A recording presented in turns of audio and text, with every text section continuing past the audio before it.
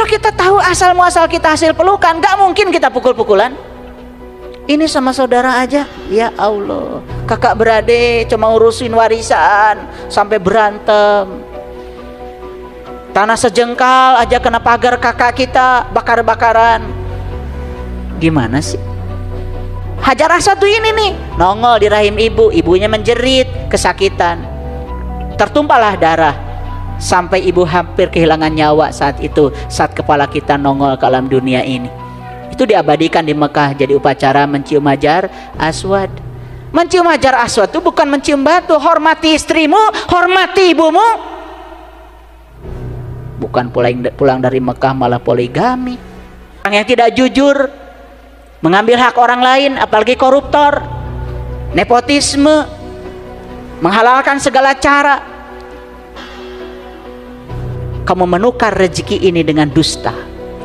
Bahkan sudah disampaikan oleh saya begini, wah itu cuma ngarang, itu katanya halusinasi, padahal ini adalah kenyataan.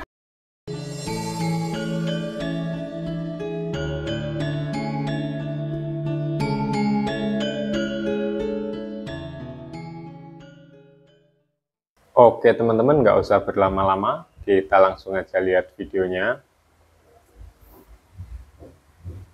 Kalau kita tahu asal muasal kita hasil pelukan, gak mungkin kita pukul-pukulan. Ini sama saudara aja, ya Allah, kakak beradik cuma urusin warisan sampai berantem. Tanah sejengkal aja kena pagar kakak kita, bakar-bakaran. Gimana sih? Itu karena nggak belajar asal usul. Makanya di tataran di Parahiang nih, ya, di Parahiang di Jawa Barat kita diajarkan, Anda itu berasal dari alam ngawang-nguwung, namanya alam rahim, disebut alam mas kumambang, masa mengambang di rahim ibu. Setelah mas kumambang kemudian mijil, nongol nih kepala yang hitam ini. Kepala ini disebut batu nih. Hajar Aswad tuh ini nih, nongol di rahim ibu, ibunya menjerit, kesakitan, tertumpahlah darah, sampai ibu hampir kehilangan nyawa saat itu, saat kepala kita nongol ke alam dunia ini. Itu diabadikan di Mekah jadi upacara mencium Hajar Aswad. Mencium Hajar Aswad itu bukan mencium batu. Hormati istrimu, hormati ibumu. Bukan pulang dari Mekah malah poligami. Pengen nyubit sama kalian itu ya? Gak ngerti.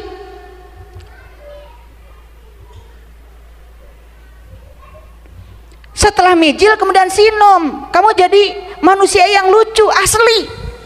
Berantem, salaman lagi, tidurnya lelap, nyenyak.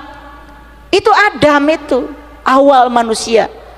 Saat kamu berasal di surga, tidak tahu apa-apa, tidak punya apa-apa, tidak bisa apa-apa, bahkan tidak merasa siapa-siapa, merdeka hidupnya, tidurnya nyenyak.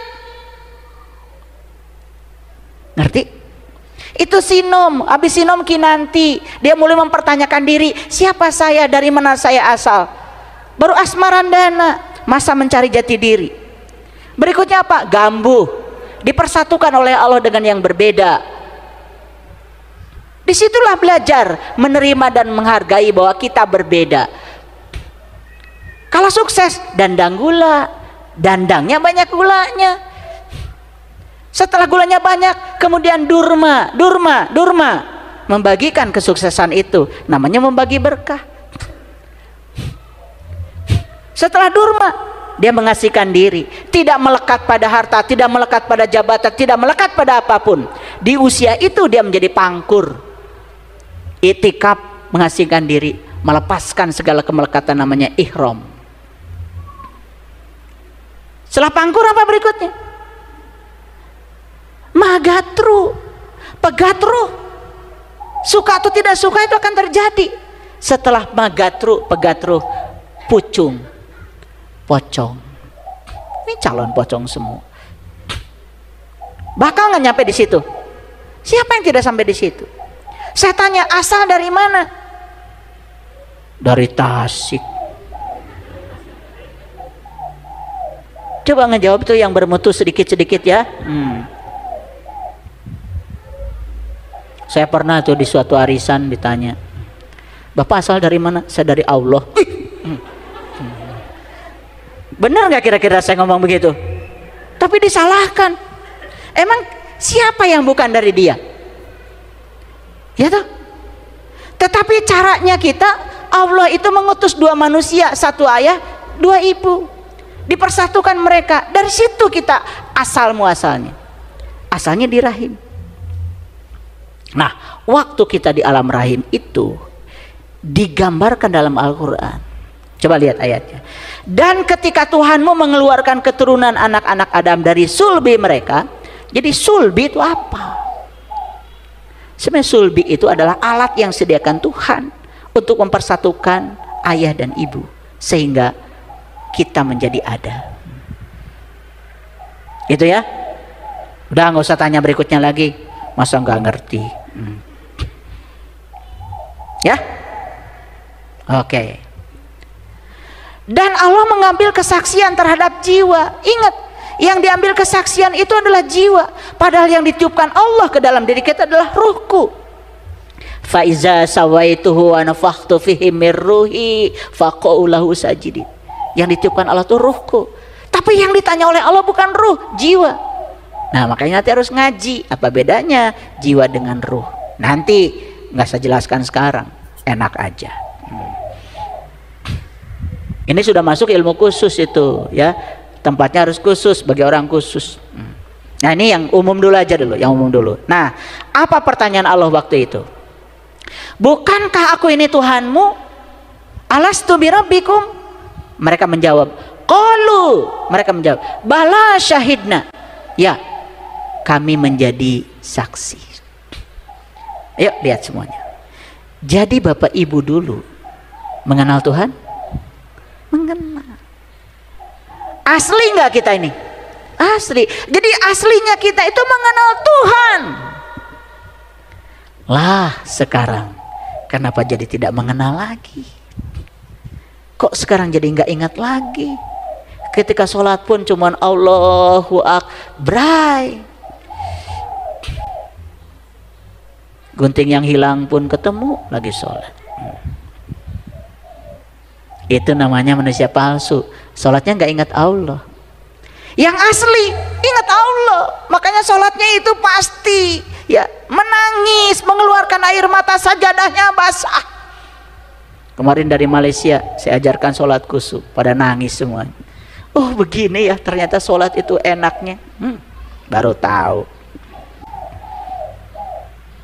Kemana aja loh?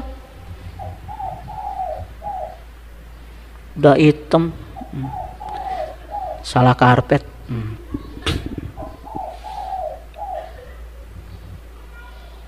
Makanya bekas sholatnya itu jadi nampak. Tarahum ruka'an sujadan yabtaguna fadla minallahi waridwana. Bekas ruku dan sujud nampak di wajahnya. Wajahnya jadi menyenangkan, wajahnya penuh persahabatan. Bukan nampak di sini, gampang gosok aja. Ya, serem.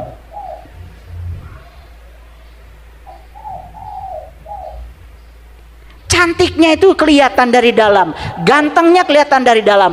Orang yang sudah selesai di dalam, selesai dengan dirinya sendiri, sudah tidak perlu validasi, sudah tidak takut hinaan, sudah tidak terbang dengan pujian, dia sudah selesai.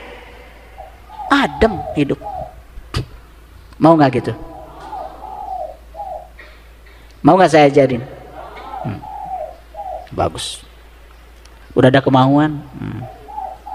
Ya, karena Allah udah janji siapa yang mau pasti akan dimaui oleh Allah. Jadi jujur, pertanyaan yang harus dikemukakan dari ayat ini, apakah Bapak Ibu dulu mengenal Allah? Oke.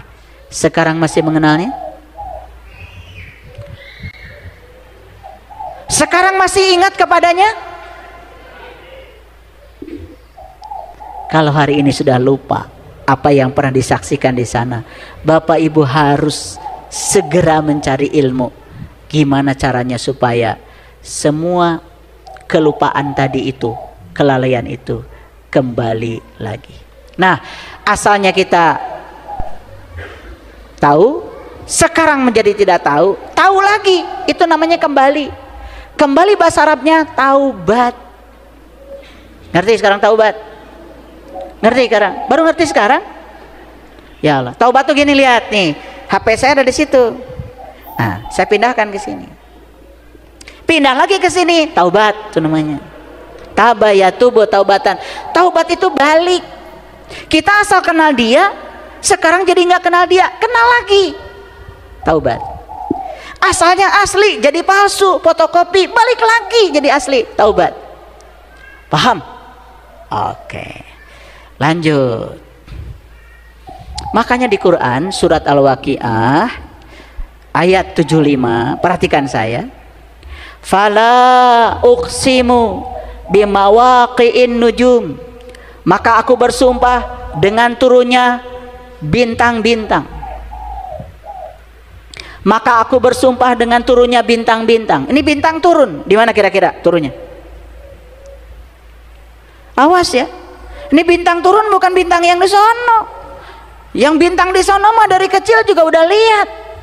Makanya kalau di Quran perjalanan Isra Mi'rajnya Nabi Muhammad diabadikan dalam satu surat, namanya surat An-Najm. Isra-nya di Quran surat Al-Isra, Mi'rajnya di Quran surat An-Najm. Makanya ada kata-kata walaqad ra'ahu nazlatan ukhra inda sidratil muntaha indaha jannatul ma'wa id yagsha sidrata ma yagsha. Saat beliau menerobos menyaksikan bintang-bintang, bukan bintang di langit yang luar, bintang di langit yang terdekat. Nanti saya tunjukkan ayatnya. Pernah dengar nggak Nabi Ibrahim melihat bintang, melihat bulan, melihat matahari? Setelah selesai semua penglihatannya, beliau mengatakan, inni wajjahtu wajhiya lilladzi fataras samawati wal ardh hanifan wa ma ana minal musyrikin. Setelah selesai mengalami itu semua, aku tidak termasuk orang yang musyrik lagi. Sudah tahu jati dirinya, sudah kembali lagi.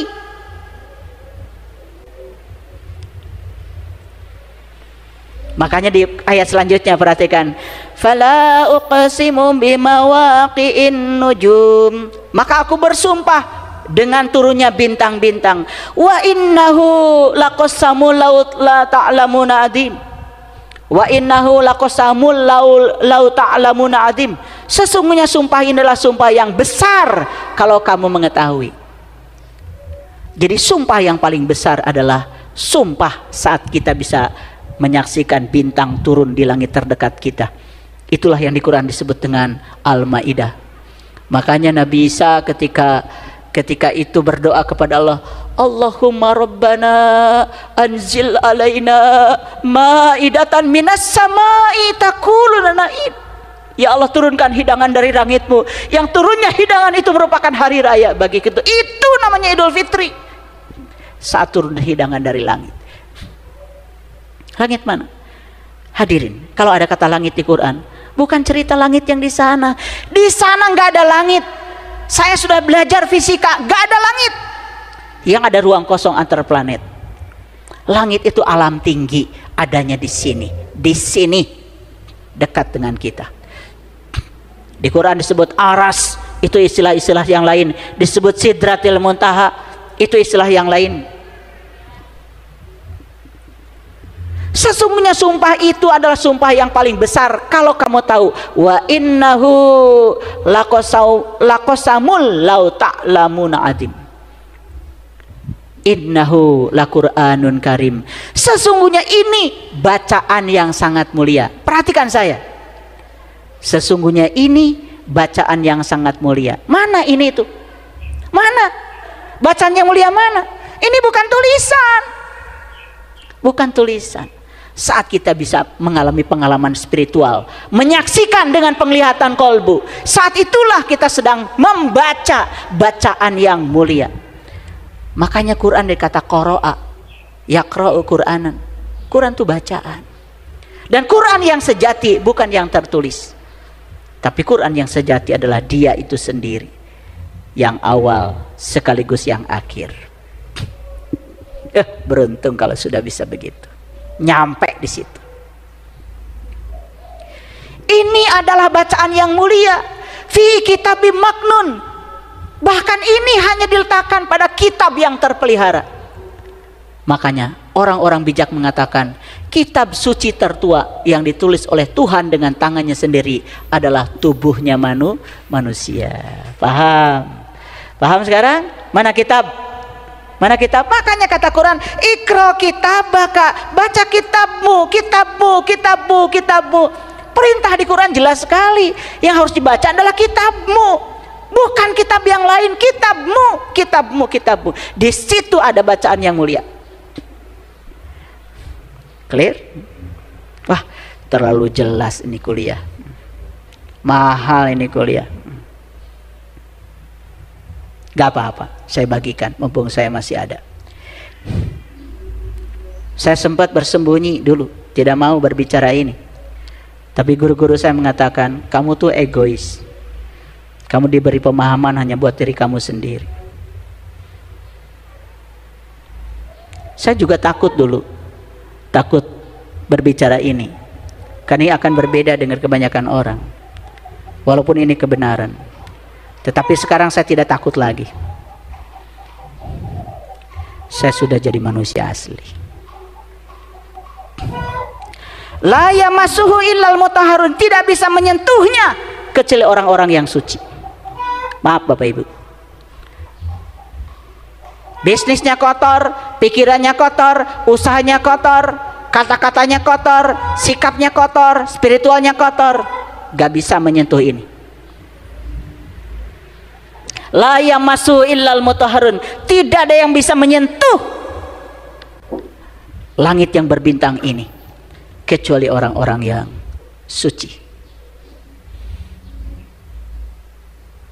Bapak Ibu, orang yang kotor, tukang tipu, tukang fitnah, bisa nggak pegang Al-Quran? Bisa nggak pegang Al-Quran yang itu, yang tulisan? Bisa. Quran yang itu bisa dipegang oleh siapa aja. Tetapi bacaan yang mulia ini, yang sejati ini, tidak bisa disentuh kecuali hanya oleh orang-orang yang suci.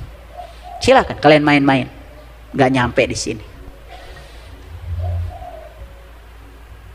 Orang yang tidak jujur, mengambil hak orang lain, apalagi koruptor, nepotisme, menghalalkan segala cara, mengumpulkan harta sebanyak-banyaknya untuk kepuasan pribadi, tidak peduli orang lain sengsara. Orang kayak gini nggak bisa menyentuh ini, nggak bisa. Adil Allah. Dia yang maha suci hanya bisa disentuh oleh mereka yang suci. Jangan main-main ya. Tanzilu mir rabbil alamin. Ini diturunkan langsung dari Tuhan Rabbul Alamin. Kepada siapa? Kepada siapa saja yang dikehendakinya.